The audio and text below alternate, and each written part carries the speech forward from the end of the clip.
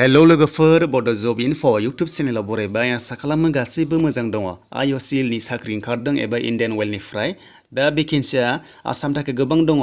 Location wise दङ जेरै दिगबयआव 78, बङाइगावआव 34, गुवाहाटी 44 दङ। बिनिफ्राय बैसोआ STफ्रा 19 निफ्राय 35 इयार्ससिम एप्लाइ खालामनो हागोन आरो एप्लाइ अनलाइन जागोन आरो लास्ट डेटआ 12 अक्ट'बरसिम थागोन आरो अभारअल भेकेन्सिया दङ अल इण्डिया 530। नोंथांमोना एलिजिबल जायोब्ला एप्लाइखौ खालामनो हासिगोन अनलाइन आरो एप्लाइआ सोलिगासिनो दङ।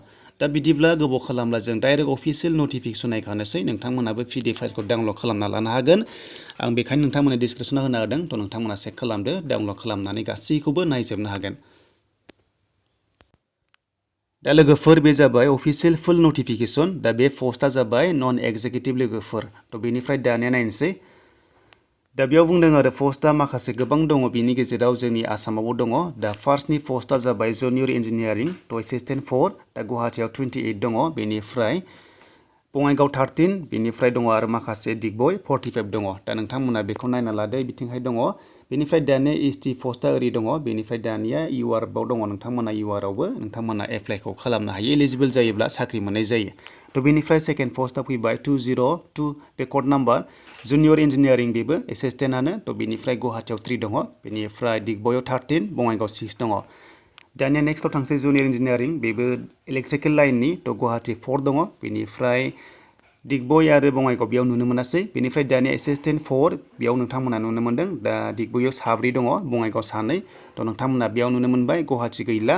थ' बेनिफ्राय दानिया जुनियर इन्जिनियारिं थ' मेकानिकेल लाइननि गुवाहाटी 7 दङ। बेनिफ्राय दिगबय 7, बङाइगाव 7 दङ। थ' नोंथांमोना कास्ट वाइसखौ नायना लादो। बेनिफ्राय दानिया जुनियर आरोबाव बेबो इन्जिनियारिंनो एसिस्टेन्ट। दा बेयाव नोंथांमोना नुनो मोन्दों टेकनिकेल लाइननि। थ' गुवाहाटी 1 दङ। दा बेनिफ्राय दिगबय 7 दङ, बङाइगाव 3 दङ। दानिया आरोबाव जुनियर क्वालिटि कन्ट्रल एनालाइस्ट, थ' बेयावबो दङ आरो पस्टआ 1 दं गुवाहाटीआव। थ' दिगबयआव 7 जन दङ। बेनिफ्राय बङाइगाव 7 दङ। थ' बेनिफ्राय आरोबाव दंबावो जुनियर इन्जिनियारिं, बेबो एसिस्टेन्ट 4आनो फायार एन्ड सेफ्टिनि। दा बेयाव गुवाहाटी 2 दङ। थ' नोंथांमोना बेयाव नुनो मोन्दों। दा बेबायदि नोंथांमोना फुल अफिसियेल नटिफिकेसन नायदो। थ' नोंथांमोना नायनानै गासैखौबो बुजिनो हागोन। दा आं गासैखौबो बुङोब्ला गोबाव जागोन कास्ट वाइसआव। थ' बेनिफ्राय बेयाव दानिया क्वालिफिकेसना बेसेबां नांगौ नोंथांमोना नायदो, इलिजिबल जायोब्ला एप्लाइखौ खालामनो हासिगोन।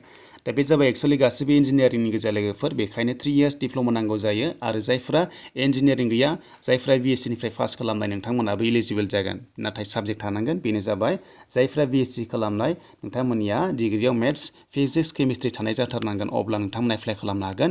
बेनिफ्राय 45% थानाय जाथारनांगोन, अब्ला नोंथांमोना एप्लाइ खालामनो हागोन बे पस्टनि थाखाय। थ' बेनिफ्राय गुबुन बाखि पस्टआव गासैबो इन्जिनियारिं नांगौ। नोंथांमोना इलिजिबल जायोब्ला एप्लाइखौ खालामदो। आसा खालामो नोंथांमोना मोजां मोनोबा लाइक, कमेन्ट, शेयार आरो गोदानै फैदोंबा चेनेलाव नोंथांमोना साबस्क्राइब खालामना लानो हागोन।